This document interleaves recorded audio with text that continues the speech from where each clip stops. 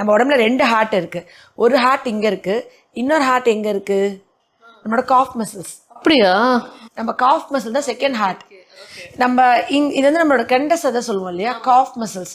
இங்கே தான் நம்மளோட செகண்ட் ஹார்ட் இருக்குது.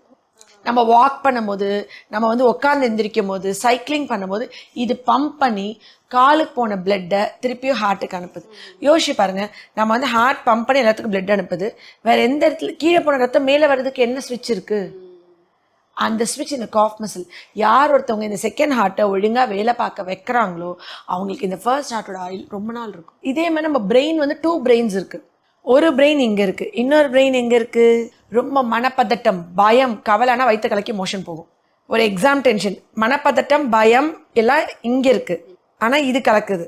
இதுவும் அழகாக பேசிக்கும்.